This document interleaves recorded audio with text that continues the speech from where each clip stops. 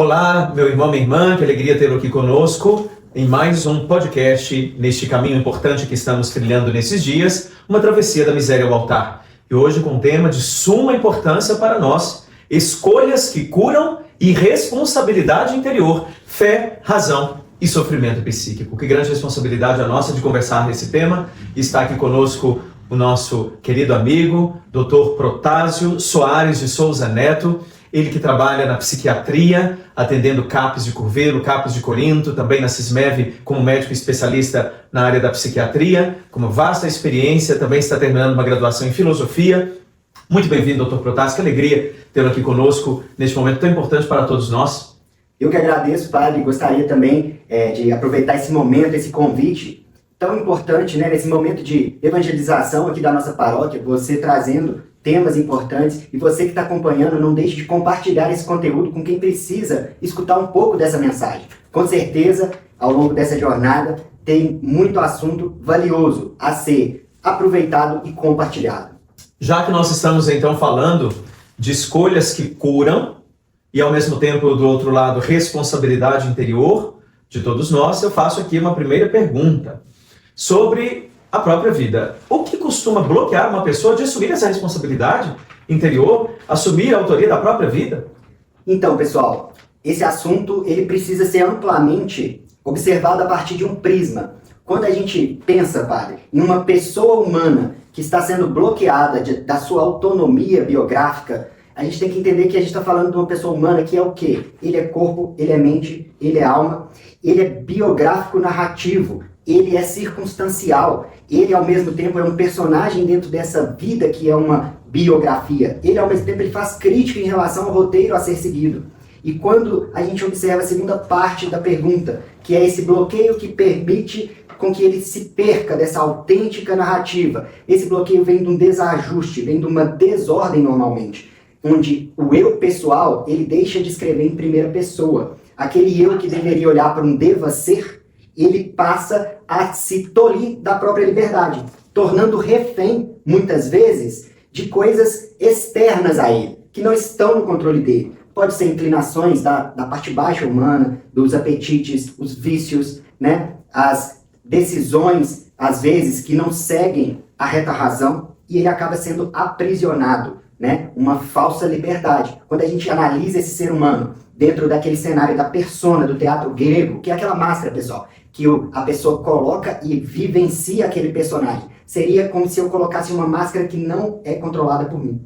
É interessantíssimo tudo isso que ele está falando. Enquanto ele fala, eu estou pensando aqui nos pecados capitais, que são, na verdade, vícios. Aqueles que afetam mais a matéria. Então, esses projetam o homem para fora de si. Vamos pensar a gula, vamos pensar a luxúria, vamos pensar a avareza. Esses projetam para fora de si, como se o eixo tivesse saído. Mas, por outro lado, a vaidade e o orgulho puxam para dentro de si de uma maneira também desorganizada. Então, o eixo dentro também pode ficar desorganizado. Exatamente como ele está falando. A pergunta que eu fiz foi exatamente nesse sentido, de assumir a autoria da própria vida. Então, quer dizer que quando ele sai desse eixo, quando ele não corresponde, então, de algum modo, ele perde a autonomia, ele perde as rédeas, ele perde a autoria da própria vida nos seus atos? Com certeza.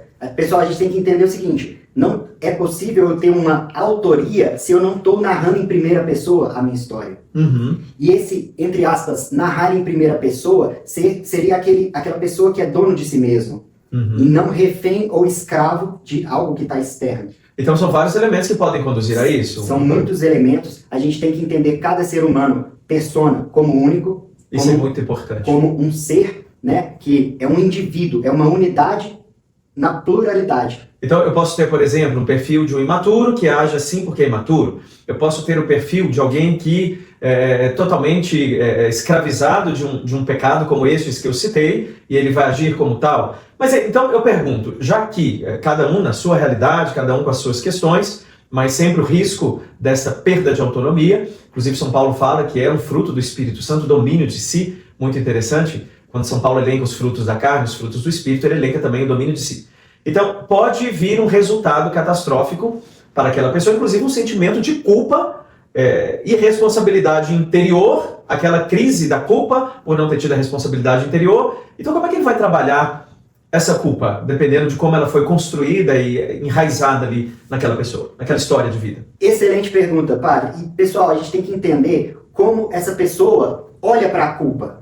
Eu tenho, por exemplo, padre, uma visão dentro da psicologia freudiana que a culpa parte muito ali de um conflito entre o ego e o superego.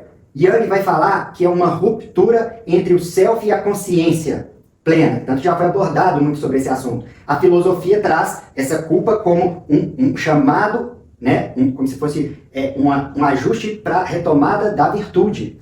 Né? E a gente vê também a culpa como um mecanismo onde que a pessoa ela também é chamada a uma conversão através da culpa. E existe um olhar distinto. Eu tenho aquela culpa imatura, que ela é desprovida de qualquer senso de responsabilidade, que é aquela culpa que às vezes é usada para vitimizar-se e justificar a própria miséria. E eu tenho aquela culpa que não é tão sentimentaloide, mas é uma culpa que ela é o meio para que eu me autorresponsabilize e movimente. E aí entra essa autorresponsabilização associada. A culpa pode, às vezes, ser inclusive utilizada como álibi, né? Com certeza. Para se esconder ainda mais e não querer tratar a questão. Eu costumo dizer que, às vezes, certos problemas na vida eles são tirados com bisturi. Isso dói mesmo, é difícil arrancar, né? E, às vezes, é difícil afrontar essa culpa. Já falamos de culpa, estamos falando de responsabilidade interior, estamos falando de escolhas que curam. E o pecado, já que foi abordado aqui a filosofia, foi mencionado a psicologia, o pecado é um contexto não moralista, obviamente, mas levando para o lado de vista terapêutico. É possível também fazer um caminho de libertação, inclusive psicológica, mental, interior, abordando o tema do pecado para aqueles que creem, né, obviamente? Excelente pergunta. Pessoal, a gente passou por uma fase dentro do contexto de saúde mental, padre, que ao abordar espiritualidade, religião, pecado, eu era taxado como uma pessoa que ia contra o conhecimento científico. Hoje a gente mais vê e acompanha, né? Se você for olhar os totens que tem dentro dos grandes congressos, o Congresso Brasileiro de Psiquiatria está lá com a sala que está mais cheia, é a relação da psiquiatria com a espiritualidade. Então, hoje a gente tem um olhar voltado a isso. E quando eu estou diante de um paciente, pessoal, a gente está dentro de um país cristão, a cristandade faz parte da nossa cultura. Mesmo sendo laico, é um país cristão, então é importante entender isso. Isso. E a grande esmagadora maioria dos meus pacientes, eles trazem uma visão antropológica que está embebida numa visão de mundo cristão. Então, às vezes, eu tendo dentro da minha caixa de ferramenta, por exemplo, um apoio ali na obra de Santo Tomás, para mim usar e trabalhar de um paciente que tem uma autocrítica em relação ao comportamento pecaminoso, aquilo pode ser uma matéria a ser trabalhada no campo psicoterápico. Como se eu utilizasse dessa percepção que esse paciente tem da realidade, do seu autocomportamento, e ele está no fundo da caverna de Platão. E através dessa identidade dele, com esse alvo que foi errado, vamos pensar o pecado como errar o alvo. A partir disso, eu trilho um caminho com esse paciente, de retirar ele desse local e ajustar a saída dele da caverna, em busca de uma verdade não meia-verdade, uma verdade ordenada, onde que eu tenho, primeiro, a percepção e a crítica em relação ao ato desajustado, que ele atribui ali como um ato do pecado, depois um arrependimento e um desejo de reparação. É muito parecido com o mecanismo da confissão, né? E é muito efetivo, principalmente no contexto que a gente está inserido. Então, de fato, todos esses elementos da riqueza da filosofia cristã, da própria teologia, da compreensão do sujeito que é corpo, alma, espírito, a manifestação religiosa, esses elementos eles vão se associar à técnica psicoterapêutica, à técnica da psiquiatria, naturalmente sem excluir a questão medicamentosa se for necessária, mas ele é um enriquecimento, é um plus, né? É algo a mais. Isso é muito importante. Com certeza. A gente ainda pode acrescentar a essa discussão que a estrutura da potência ao ato, quando ordenado, é a virtude. Quando desordenado, é o pecado. Então, eu pego essa mesma estrutura e faço um trabalho nesse lugar, buscando ordenar esse paciente. Desde as suas paixões, emoções, a sua vontade e seu intelecto. Sempre direcionado a uma busca por uma verdade, não uma meia-verdade. Já que o Dr. Protásio tratou desse assunto, e já que ele fez aí uma correlação entre psicologia, psiquiatria, filosofia cristã e a própria teologia, né? Não usou esse termo, mas falou de pecado. Então eu quero lembrar aqui e ao mesmo tempo provocá-lo no sentido daquilo que Santo Tomás de Aquino falou, superando a dupla verdade, né? A teoria da dupla verdade. Porque nós corremos o risco de pensar que existe uma verdade para a razão e existe uma verdade para a fé ou para a teologia. Não, a verdade é uma só. E São João Paulo II, numa emblemática encíclica de grande peso, e essa encíclica deve ser lida por todos nós, Fides et Ratio, ele vai dizer exatamente isso. São como duas asas, não é? A fé e a verdade, elas devem andar juntas, porque senão, se houver essa cisão, o que pode acontecer com o ser humano?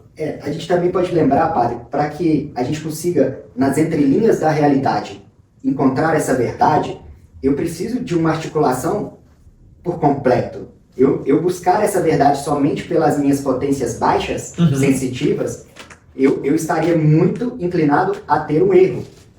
Ou não conseguir retirar das entrelinhas da realidade aquilo que me é dado por completo. Né? Então a gente precisa articular as potências da alma. Né? A via cogitativa, a intelectiva, as paixões, os apetites. A ordenação do ser humano vai, né, dar a possibilidade dele caminhar em direção a essa verdade. E Santo Tomás deixa isso bem claro, né? Nós falamos mesmo da unicidade do ser integral, né? E todas essas dimensões, elas aparecem. Então, muito interessante, ele então nos mostra, nos assinala que no ambiente terapêutico é possível trazer esses elementos. Já que falamos de pecado, tem que falar de misericórdia, porque a gente está numa semana eucarística, a misericórdia como elemento terapêutico, então ela se torna aplicável, não é? Muito aplicável, pessoal. Primeiro a gente tem que separar, né, padre? Porque a misericórdia de Nosso Senhor é uma misericórdia perfeita. E Ele vai nos abundar da graça, mas incomparavelmente a nossa misericórdia é a dele. E a gente tem que ter esse entendimento. Para nós ela é muito mais uma variável da virtude da caridade. Né? E dentro desse contexto de misericórdia, uma coisa e uma ferramenta que eu gosto muito de usar em consultório, no setting terapêutico com o meu paciente, é o ato de misericórdia. Que seria o quê? Uma pessoa que está inclinada pela força desiderativa do desejo, que ele busca um bem que para ele é considerado um bem relevante. Então aquele pai de família que passou a semana trabalhando e chega em casa e quer pegar o livro, deitar na rede e ler o livro. Ele pensou no livro a semana toda. E ele tem uma paixão com aquele livro.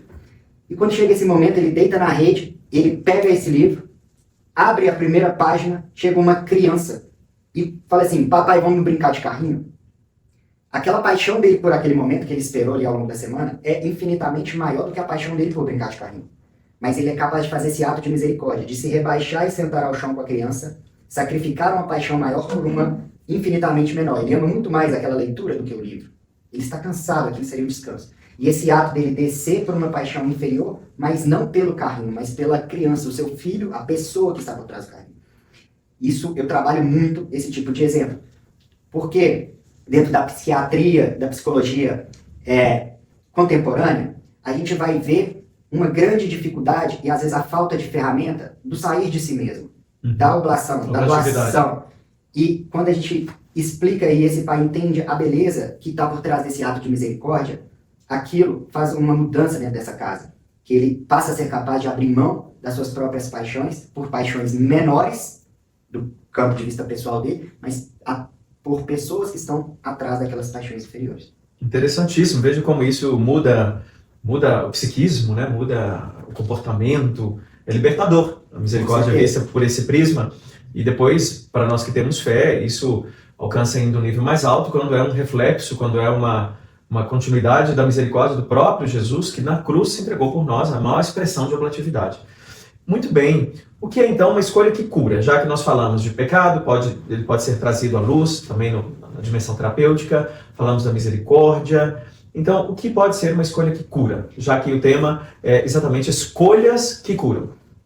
Excelente pergunta, padre. Pessoal, eu sempre, e a maneira que eu trabalho, e a linha que eu sigo, a gente tem pra gente que o quê? A única coisa que cura é a verdade. A escolha que cura, ela tem que estar em coerência ao fim último que a gente é chamado. E o que acontece?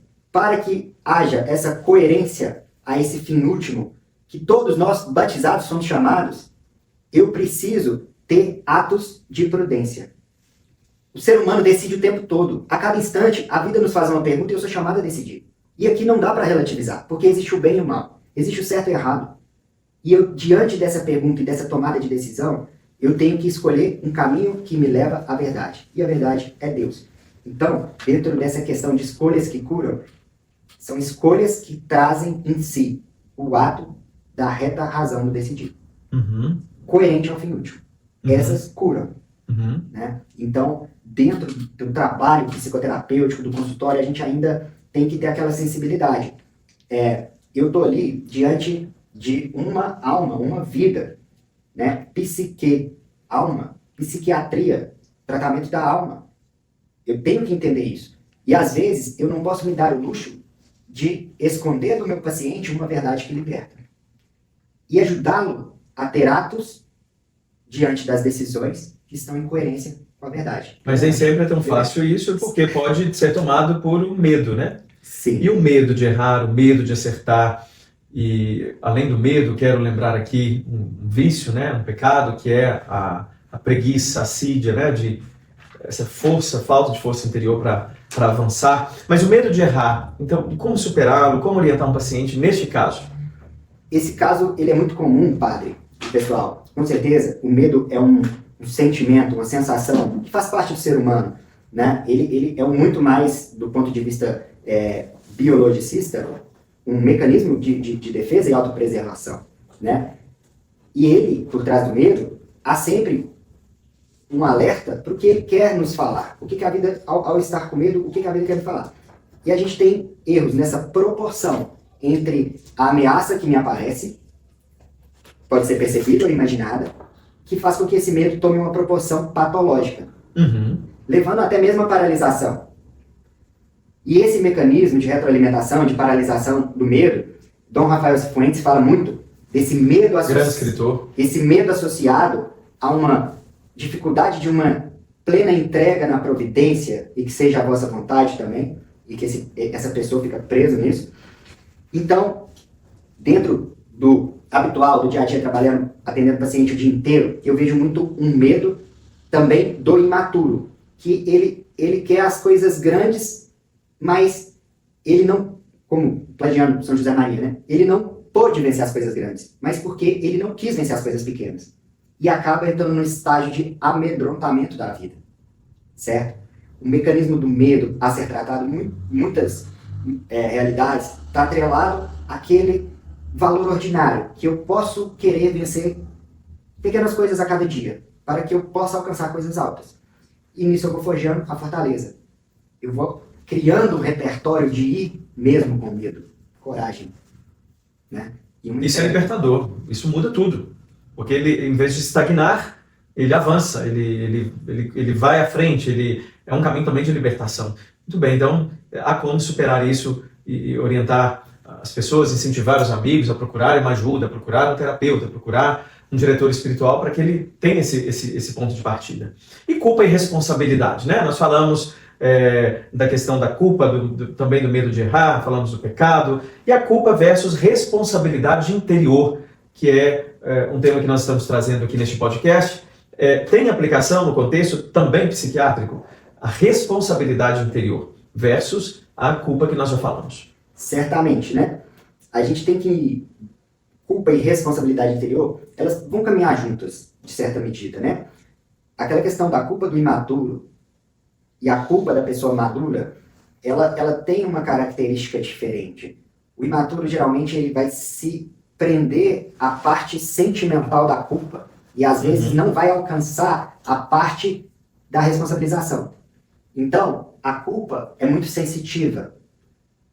Através dos meus sentidos, eu recebo o mundo, meu senso comum estabiliza. E ali eu tenho o entendimento sensitivo da culpa. A responsabilidade, ela já é o quê? É uma expressão da potência da vontade. Então a gente está em dois campos. Só que a possibilidade de eu articular a culpa, a autorresponsabilidade, eu tenho que entender que está partindo de um outro lugar essa autorresponsabilidade.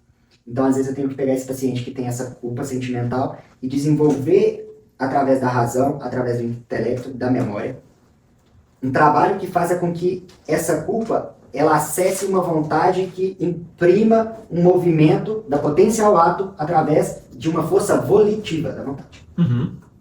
Eu coloco assim meu paciente em movimento. Não tem vida sem movimento. E ali, a culpa, quando não tem a autorresponsabilização, geralmente é aquela culpa paralisante. Uhum. Que vai parar essa vida. Certo? É interessantíssimo isso. Às vezes nós confundimos a faculdade intelectiva com a volitiva, e sempre um passo muito importante, às vezes, não é fazer as coisas, não é fazer pela primeira vez uma coisa, mas é querer fazer, entender aquilo como seu, né? Quando a vontade ela é determinada, eu passo a ter atos positivos de vontade na minha ação. Muito interessante isso. Tem uma frase que fala assim, São José Maria Escrivá: este teu querer não me engana, tu não és fraco, tu és covarde. Uhum. Por quê? A fraqueza é a ausência da potência, né? Eu querer que uma pessoa que não tenha, às vezes, a parte material das pernas, uma pessoa paraplégica, querer que ele corra. Ele tem uma fraqueza dessa potência. Ele às vezes vai estar numa cadeira de rodas, às vezes vai ser uma pessoa limitada dessa possibilidade, dessa potência. Então ali há uma fraqueza. A covardia não. Eu já tenho a potência, só que eu não transformo ela em ato. Uhum. Né? Exatamente. E muito dos quereres, que são só falados, mas não são provados em atos, são só falácias. O verdadeiro querer, ele tem que ser demonstrado em ato. E quando uma pessoa quer uma coisa de verdade, ela move-se. Eu fico vendo as crianças que têm escolinha de futebol, domingo, 7 horas da manhã, indo jogar futebol, em vez de estar na cama dormindo. Se fosse para fazer outra coisa, estariam na cama dormindo. Mas o futebol é importante, então ele vai. Já vi um senhor de Curveiro que dizia, no meu tempo de namoro, lá nos anos 60, talvez, ele pegava uma bicicleta, ia numa cidade vizinha, voltava à noite de bicicleta para ver a namorada. Então ele queria. Então não tinha escuro, não tinha estrada, nada impedia, porque ele queria. Como as crianças que vão jogar futebol 7 horas da manhã, né? Eu atendo muito adolescente, adulto jovem, padre, e alguns chegam para mim e falam assim, eu tô querendo passar num concurso. Aí sempre eu falo assim, deixa eu ver o seu iPhone. Aí eu vou lá no tempo de uso do iPhone. Uhum. E tá a prova que aquela pessoa não quer, ela só fala que quer. Uhum, e querer passar no concurso é sentar-se a uma cadeira e estudar. E concluindo, gostaríamos de ficar conversando muito mais, porque os temas são muito interessantes, pertinentes e nos ajudam muito na nossa reflexão. Ajudar quem se sente indigno de perdão, qual o caminho? Porque ainda há dificuldade de acolher o perdão. Nós falávamos aqui em outros encontros, nos nossos podcasts, a realidade não deve ser simplesmente julgada, ela tem que ser entendida, acolhida, para que ela seja redimida. E quem tem essa dificuldade e se sente indigno de perdão? A gente tem que olhar para essa pessoa e entender essa dinâmica, né? Como que está sendo construído esse sentimento, sentir-se indigno. É uma experiência sensitiva, né? Por exemplo, eu sinto que eu sou melhor do que todo jogador do Atlético. O que isso significa? Não significa nada. Significa só uma sensação, um estado de alma. E para por aí. Então, essa pessoa, a maneira de abordagem, da maneira que eu trabalho, do meu método, é eu entender a dinâmica por trás desse sentir-se. Uhum. Primeiro passo. Porque às vezes só por aí a gente já vai ver que está tudo desordenado. Esse sentir-se pode partir de uma premissa particular, distorcida da realidade. Né? E ali já é objeto de tratar, porque não dá para eu querer avançar na dignidade se os sentidos já estão desordenados. Por uma premissa particular que crava essa sensação e aquilo cristalizou de uma tal forma que não vai cessar o que vem. Sempre aquele esquema, penso, sinto e comporto, né? Se eu tenho um ponto de partida distorcido da realidade, por isso que a terapia, o terapeuta, o psicólogo é sempre um espelho, né? Que ajuda a ver a própria realidade, um bom amigo. Nós temos insistido com isso aqui, pessoas que têm maturidade podem ajudar também. Mas, infelizmente, vamos ter que ir terminando. E eu quero agradecer muito a contribuição, a experiência que ele traz, como na área da psiquiatria, acompanhando tantas e tantas pessoas neste caminho que cura, essas escolhas que curam, responsabilidade interior, dando ao sujeito a capacidade de refletir, pelo menos, sobre a sua responsabilidade interior, nesta relação entre fé, razão e sofrimento psíquico. Muito obrigado, Dr. Protásio. Espero que façamos outros encontros formativos como este, sobre outros temas, e gostaria muito de poder contar em outra ocasião com a sua colaboração, com a sua preciosíssima ajuda. Certamente, pessoal. É uma honra para mim estar aqui contribuindo com esse projeto. Né? Hoje, assim, a gente vê a necessidade de ter pessoas boas através das mídias sociais, levando conteúdo de qualidade. né? Evangelizando através deles, né? Esse é um chamado do Carlos Acutis, né? Exatamente. Então, pessoal, vamos fazer deste momento, desse projeto, um projeto que vai alcançar ao máximo as pessoas. Você que acompanhou, que achou interessante esse bate-papo, não deixe de compartilhar com aquela pessoa que às vezes não está sabendo deste podcast. E muito obrigado, conte comigo, Padre. É uma felicidade fazer parte desse trabalho tão maravilhoso. Muito obrigado mesmo. Então, escolhas que curam e responsabilidade interior. Pensemos em todas essas questões com muito empenho. Muito obrigado a você que nos acompanhou e até o próximo podcast.